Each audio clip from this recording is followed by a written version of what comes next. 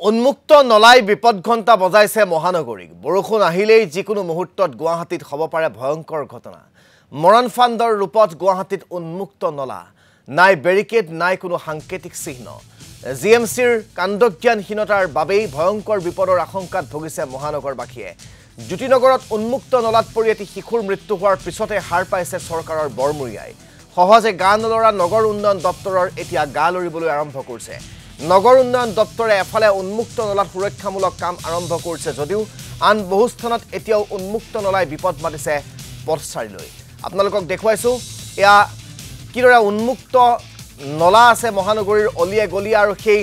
নলাবোৰ এজাক বৰষুণ দি দিয়াৰ পিছতেই পানীৰে উপচি পৰি কিদৰে মৰণ ফাণ্ডলৈ পৰিণত হয় তাৰ প্ৰমাণ হয়তো মহানগৰবাসীক নতুনকৈ দিয়াৰ প্ৰয়োজন নাই এই উন্মুক্ত নলাৰ বাবেই অবিনাশ সৰকাৰ নামৰ সেই কণমানিটিয়ে এইদৰে মৃত্যু সাৱটি ল'ব লগা হ'ল বা সেই শিহৰণকাৰী ঘটনাটো সংঘটিত হ'বলৈ পালে কেৱল অবিনাশ সৰকাৰৰ ঘটনাই নহয় এই ধৰণৰ বহু ঘটনা বহু সময়ত গুৱাহাটী মহানগৰীত সংঘটিত হৈ আহিছে কিন্তু তাৰ পিছতো নগৰ উন্নয়ন দপ্তৰ নামৰ যিটো বিভাগ আছে সেই নগৰ উন্নয়ন দপ্তৰৰ বৰমূৰীয়াসকলৰ গা পটকৈ নলৰে তেওঁলোকে শোকনিদ্ৰাত মগন হৈ থাকে যেতিয়া কোনোবাৰ মৃত্যু হয় যেতিয়া কোনোবাই ভাতৃক পিতৃক কোনোবাই স্বামীক হেৰুৱাব লগা হয় তেতিয়াহে তেওঁলোকে হাৰ পায় তাৰ পিছতহে কিছু ব্যৱস্থা গ্ৰহণ কৰে কিন্তু সেই যি ব্যৱস্থা গ্ৰহণ কৰে সেয়া মহানগৰীৰ বাবে পৰ্যাপ্ত নহয় তেওঁলোকে এফালে জোৰা টাপলি মাৰিবলৈ চালে আনফালে কিন্তু সেই একেইদৰেই আগৰ পৰিৱেশেই থকা দেখিবলৈ পোৱা যায় কিয় তেওঁলোকে সকলো সমস্যা সমাধান কৰিবলৈ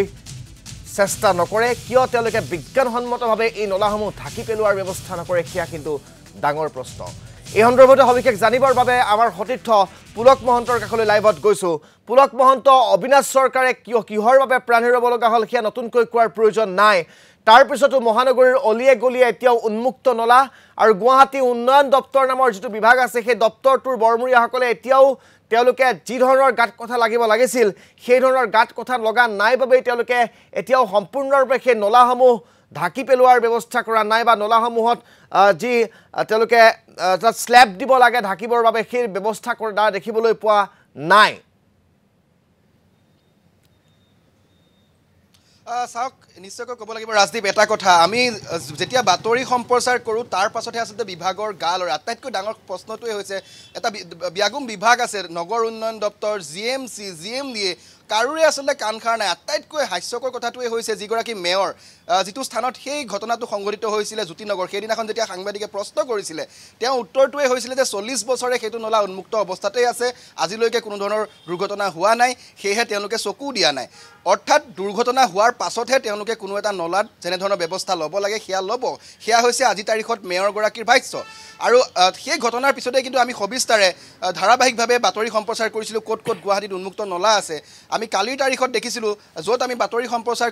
কৰিছিলোঁ সেই স্থানত কিন্তু বাতৰি দেখি তেওঁলোকৰ গা লৰিছিলে আৰু শেষত বাঁহৰ বেৰিকেটেৰে তেওঁলোকে সেইসমূহ গাত ঢাকিবলৈ যত্ন কৰিছিলে আজি পুনৰ আমি অন্য এটা প্ৰান্তত আহিছোঁ আজি কাহিলীপাৰাত আছোঁ কাহিলীপাৰাৰ যিসমূহ উপপথ আছে সেই উপপথসমূহ আজি তাৰিখত কেনেকুৱা অৱস্থাত আছে কাৰণ এজাক বৰষুণ দিলেই কাহিলীপাৰাৰ উপপথসমূহত এয়াটো পৰ্যন্ত পানী হয় অৰ্থাৎ এই পথসমূহত এতিয়া আপুনি দেখিছে এটা খুব সুন্দৰ পৰিৱেশ কিন্তু যেতিয়া বৰষুণ হ'ব পাহাৰৰ ওপৰৰ পৰা যিহেতু পানীসমূহ নামি আহে আপুনি চাব দুয়ো কাষে যি নলা আছে মোৰ সতীৰ্থ ভিডিঅ' জাৰ্নেলিষ্টগৰাকীয়ে সেয়া দেখুৱাই আছে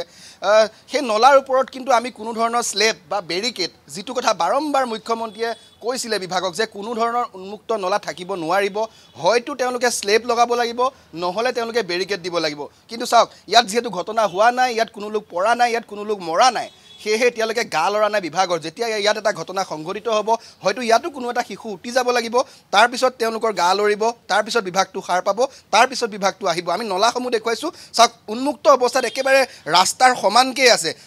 যেতিয়া পানী হ'ব এআঁঠু পৰ্যন্ত যেতিয়া এই ৰাস্তাটোত পানী হ'ব তেতিয়া কোনো এগৰাকী পথাচাৰীয়ে কেনেকৈ চিনি পাব যে নলাটো ক'ত আছে গাঁতটো ক'ত আছে আৰু নলাৰ ওপৰত যে কোনো ড্ৰেইনৰ ব্যৱস্থা অৰ্থাৎ যি ঢাকনি বা যিখন দিয়া হয় ইয়াত সেইখনৰ যে ব্যৱস্থা নাই সেয়াটো বহু লোকে হয়তো নাজানিব কিন্তু আমি দেখুৱাই গৈছোঁ এনেকৈ এয়া মাত্ৰ এটা ৰাস্তা আমি সেই উপপথটোৰ নাম কৈছোঁ এইটো হৈছে মন্দাকিনী পথ যিটো কাহিলীপাৰাৰ পৰা কিছু আগুৱাই আহি মন্দাকিনী পথ বাইলেন নাম্বাৰ 1 ইয়াত দৃশ্যাংশ হৈছে ইয়াৰ সমান্তৰালকৈ ইয়াত বাকী যিসমূহ উপপথ আছে সেই উপপথসমূহতো কিন্তু আমি একেই দৃশ্য দেখিবলৈ পাইছোঁ হয়তো আমি পৰৱৰ্তী দিনত সেয়াও দেখুৱাম সেয়াও আমি চৰকাৰখনৰ দৃষ্টিগোচৰ কৰিবলৈ যত্ন কৰিম বিয়াগুম যিটো গুৱাহাটী নগৰ উন্নয়ন বিভাগ আছে সেই বিভাগটোৰ দৃষ্টিগোচৰ কৰিবলৈ যত্ন কৰিম যিহেতুকে মেয়ৰগৰাকীয়ে কৈছিলে GMC বা PWA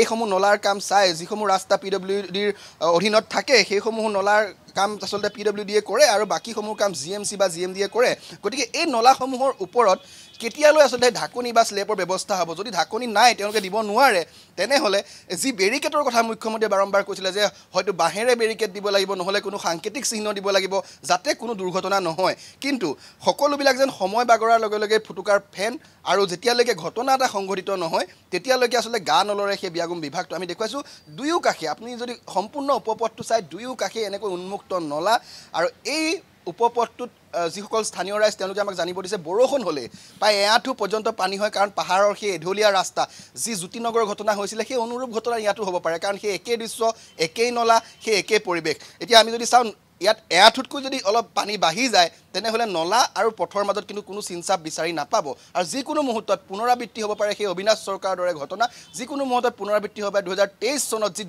দুগৰাকীকৈ ছাত্ৰী আচলতে প্ৰাণ হেৰুৱাইছিলে এনেকুৱা উন্মুক্ত নলাৰ বাবে সেই ঘটনা যিকোনো মুহূৰ্তত হ'ব পাৰে আৰু এতিয়া প্ৰশ্নটোৱে হৈছে যে এনেকৈ আৰু কিমান উন্মুক্ত নলা আছে গুৱাহাটীত আমি যিমান দূৰ পাৰোঁ চৰকাৰক দৃষ্টিগোচৰ কৰিবলৈ যত্ন কৰিছোঁ কিন্তু বিভাগে আচলতে তেওঁলোকে নিজাববীয়াকৈ কেতিয়া এই দিশসমূহ চাব বা তেওঁলোকে এটা সমীক্ষা চলাব যে গুৱাহাটীত কিমান উন্মুক্ত নলা আছে হয়তো আজিৰ তাৰিখত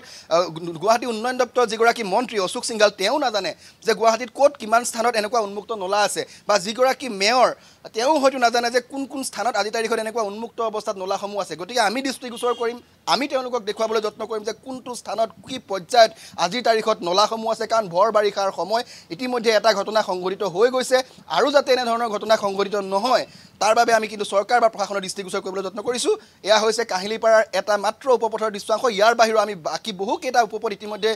দৃষ্টিগোচৰ হৈছে আমি খবৰো দিছে ৰাইজে যে তেওঁলোকৰ সেইসমূহ উপপথত এনেকৈ কোনো ধৰণৰ আচলতে বেৰিকেডৰ ব্যৱস্থা নাই বা যি স্লেব থাকিব লাগে স্লেবৰ ব্যৱস্থা নাই গতিকে আমি পৰৱৰ্তী প্ৰতিবেদনত সেইসমূহৰ দৃশ্যাংশ দেখুৱাবলৈ যত্ন কৰিম ৰাজদীপ ধন্যবাদ জ্ঞাপন কৰিছোঁ পুলক মহন্ত আমাক দেখুৱাৰ বাবে পোনপটীয়াকৈ সেই দৃশ্যাংশ এতিয়া কথাটো হৈছে আমি দেখুৱাবহে পাৰোঁ ব্যৱস্থা গ্ৰহণ কৰিব লাগিব চৰকাৰে ব্যৱস্থা গ্ৰহণ কৰিব লাগিব বিভাগে কিন্তু সেই ব্যৱস্থা যদি গ্ৰহণ তেওঁলোকে যথাসময়ত নকৰে তেনেহ'লে কিন্তু মহানগৰীত আকৌ যে অবিনাশ চৰকাৰৰ দৰে ঘটনা সংঘটিত নহ'ব সেয়া কিন্তু একেষাৰে নুই কৰিব নোৱাৰি গতিকে সময় থাকোঁতে এই ব্যৱস্থা লওক আমি দেখুৱাই দিছোঁ আপোনালোকে ব্যৱস্থা লওক আৰু মহানগৰীৰ ৰাইজক এই মৰণ ফান্দৰ পৰা অন্তত বাৰিষাৰ সময়ছোৱাত ৰক্ষা কৰক